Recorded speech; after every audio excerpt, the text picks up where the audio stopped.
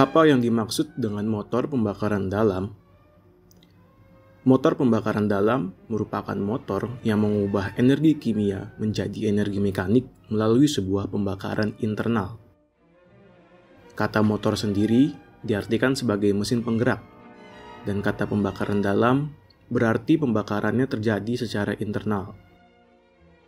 Energi mekanik yang dihasilkan dari pembakaran akan digunakan untuk menggerakkan komponen atau sistem lain. Di lingkup otomotif, motor pembakaran dalam biasanya digunakan untuk menggerakkan kendaraan seperti mobil, motor, truk, bus, dan sebagainya. Motor bensin dan motor diesel merupakan contoh populer dari sebuah motor pembakaran dalam. Mesin Wankel dan mesin turbin juga termasuk motor pembakaran dalam. Namun dalam konteks ini, yang dimaksud dengan motor pembakaran dalam adalah motor bensin dan motor diesel yang menggunakan piston. Bagaimana dengan sejarahnya? Motor pembakaran dalam pertama kali disempurnakan oleh seorang insinyur berkebangsaan Jerman, yaitu Nikolaus August Otto, bersama dengan rekannya Jürgen Langen. Di tahun 1876, Otto berhasil mempatenkan sebuah konsep motor pembakaran dalam piston dengan prinsip 4 langkah dan berbahan bakar bensin. Motor pembakaran dalam desain Otto ini menjadi desain yang lebih praktis, murah, dan efisien dibandingkan dengan motor tenaga uap. Motor ini pun menjadi populer dan terjual puluhan ribu unit sampai di akhir 1890-an. Tak lama dari Otto mempatenkan mesinnya dan terinspirasi dari motor Otto, seorang insinyur berkebangsaan Inggris yang bernama Douglas Clerk berhasil mempatenkan sebuah desain motor dengan prinsip 2 langkah, dan penemuan ini terjadi di tahun 1881. Motor 2 langkah desain Douglas ini lebih ringan, lebih bertenaga daripada motornya Otto, namun sayangnya lebih boros bahan bakar. Namun kembali lagi kenyataannya bahwa motor pembakaran dalam yang ada pada zaman itu belum sangat efisien dan penggunaan bakarnya cenderung boros. Inilah yang mendorong perkembangan teknologi motor pembakaran dalam agar lebih efisien. Dan ya, di tahun 1897, seorang insinyur berkebangsaan Jerman yang bernama Rudolf Diesel berhasil mengembangkan sebuah motor pembakaran dalam yang serupa, namun lebih efisien dan irit bahan bakar. Motor ini disebut dengan motor diesel dan sesuai dengan namanya menggunakan bahan bakar diesel.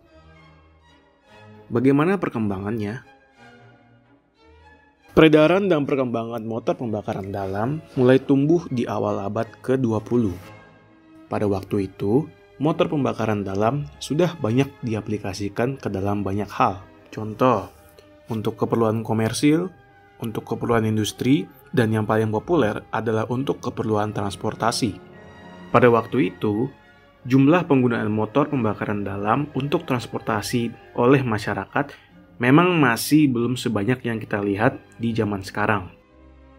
Kendaraan bermotor masih terlalu mahal untuk dimiliki oleh rata-rata masyarakat. Namun semua hal itu segera berubah berkat seorang Henry Ford. Henry Ford adalah seorang pendiri Ford Motor Company, yaitu perusahaan Amerika. Dan perusahaan ini adalah perusahaan yang memproduksi mobil. Beliau berhasil memasarkan banyak mobil ke muka publik dengan harga yang lebih terjangkau dibanding dengan perusahaan mobil lain.